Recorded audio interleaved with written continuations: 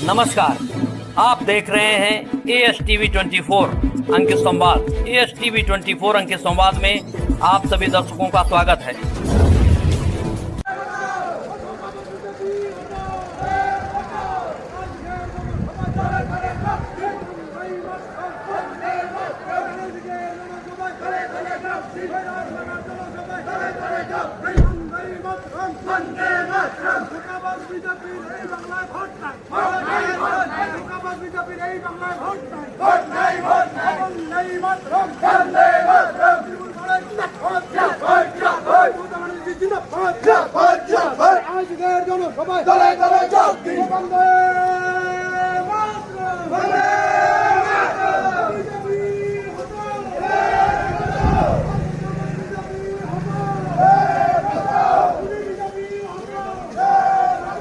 আজ পশ্চিমবঙ্গের মুখ্যমন্ত্রী মমতা ব্যানার্জিকে এক ঝলক দেখার জন্য রাস্তায় নেমে আসে সাধারণ মানুষের ঢল।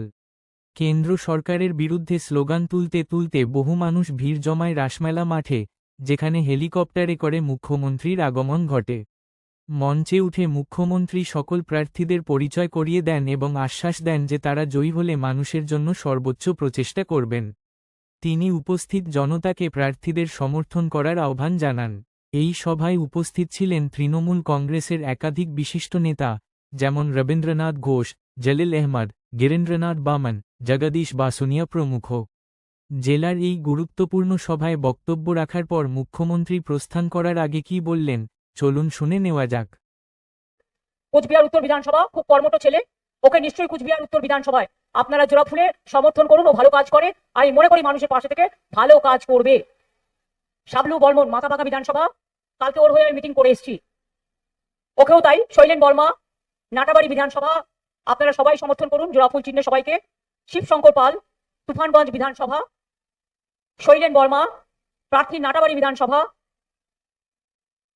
অভিজিৎ দেব ভৌমিক কোচবিহার জেলা, হরিহর দাস প্রার্থী শীতলকুচি, এবং আমার সাথে আমার বহু পুরনো গিরীন্দ্রনাথ বর্মন জেলা পরিষদের সভাধিপতি, মিউনিসিপ্যালিটি চেয়ারম্যান থেকে, আমাদের জগদীশ বাসুনিয়া থেকে রবীন্দ্রনাথ ঘোষ আমার পুরনো দিনের সহকর্মী, এখনো আছেন দায়িত্বে, জলিল আহমেদ সহ সবাইকে আমার অনেক অনেক আন্তরিক অভিনন্দন এবং শুভেচ্ছা। আমি সবাইকে বলবো, সব ভাইদের, আমার ভাই বোনেরা মিলে জোড়াফুল চিহ্নে ভোট দিয়ে এই বিজেপির সর্বনাশা রাজনীতি, ভোট কাটার রাজনীতি, মা বোনেদের উপর অত্যাচার, সংখ্যালঘু তপশিলি নমশূদ্র, একেবারে রাজবংশী থেকে শুরু করে কামতাপুরি থেকে শুরু করে আদিবাসী থেকে শুরু করে সব মানুষের উপর যে অত্যাচার, সেই অত্যাচারের বদলা নিন এবং ভোট বাক্সে বিজেপিকে বদলা নিতে গিয়ে গণতন্ত্রের একটি ভোটও দেবেন না, তৃণমূলকে ভোট দিন, জোড়াফুলে ভোট দিন, যদি আগামী দিন কুচবিহারকে বাংলা থেকে ভাগ করে না দেয়। সেই জন্য মাথায় রাখবেন আপনার অধিকার রক্ষা করার জন্য।